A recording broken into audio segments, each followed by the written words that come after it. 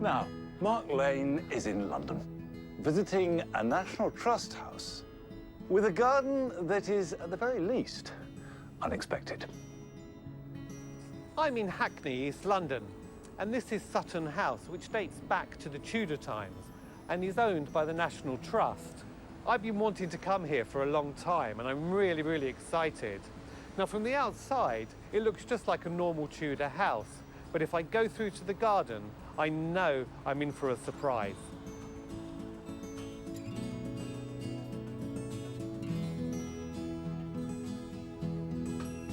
Named the Breaker's Yard because it was a car breaker's yard from the 1920s right up to the 1990s. It was transformed into a modern garden space in 2015 by Daniel Lobb.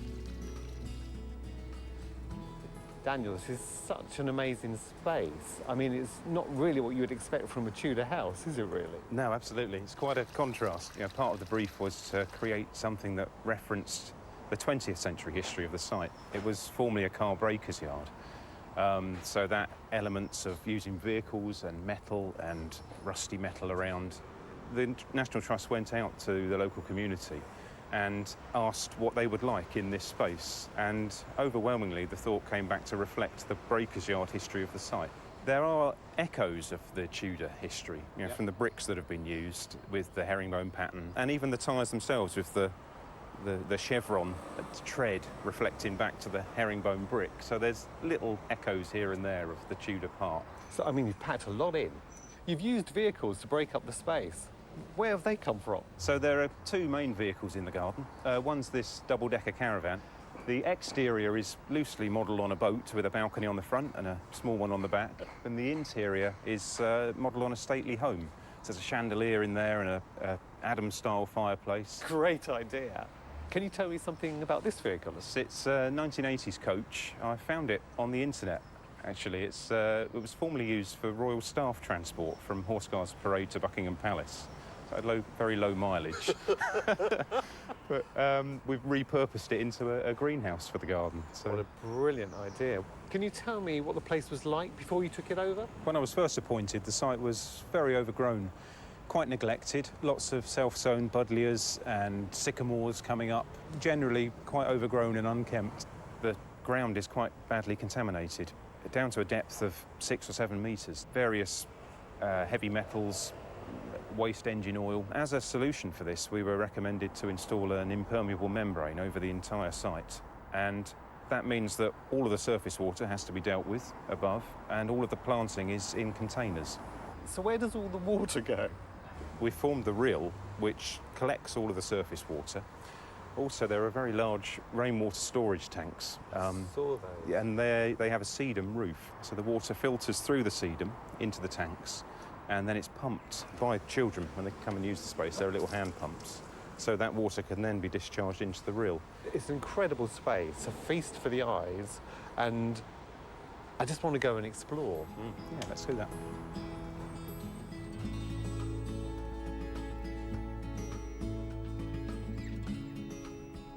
I noticed there are a lot of planters in the garden.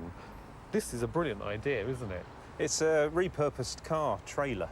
It's a good height for a raised bed. It's a brilliant height for me. Yeah, absolutely. And good depth of soil in there for the planting. It is. It's a lovely mix. We've got thyme, we've got sages, we've got oregano, and then right next to it, we've got this wonderful thing, which is like, I assume it's like bug health. Is that right? Absolutely, yeah. It's a tool chest from the back of a pickup truck, which we've repurposed into a bug habitat. And of course, who cannot notice this beautiful indigo pharaoh? I wish I could grow this at home, but of course, it's quite tender, isn't it? It is. So there's this wonderful microclimate, I would imagine. That's the benefit of being in the city, I think, that we can get away with growing things that are a little bit more tender. And of course, there's some underplanting as well, isn't there? Yes, we've got Haconicloa under there, the deciduous grass. It's all planted within a tyre, and the planting seems to thrive in these tyres. I think because of the shape, it creates a little dish in the base of the tyre to retain some moisture in there. That's a really good tip.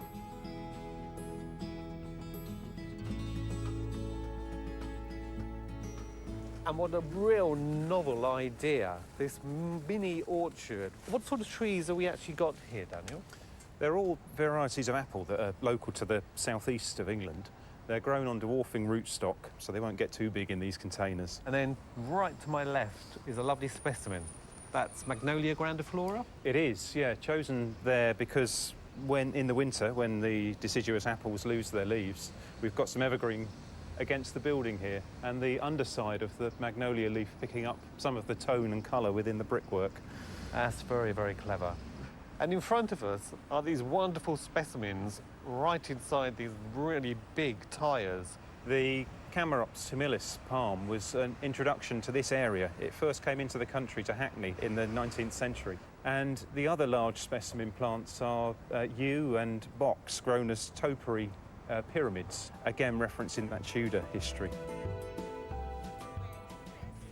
This place isn't just about designer planting, it's about people.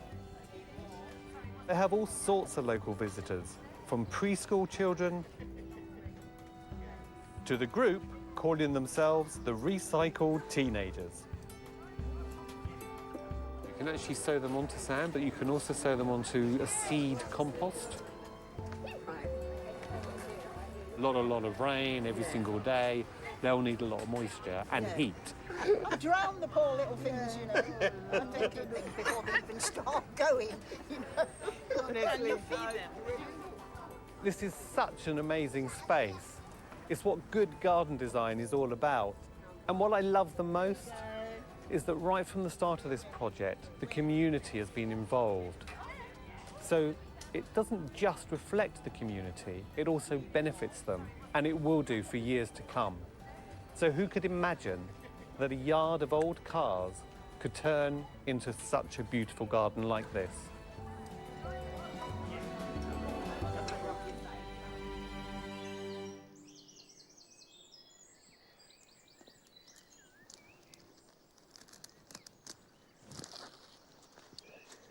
What's so fabulous about that garden is that it's got such energy.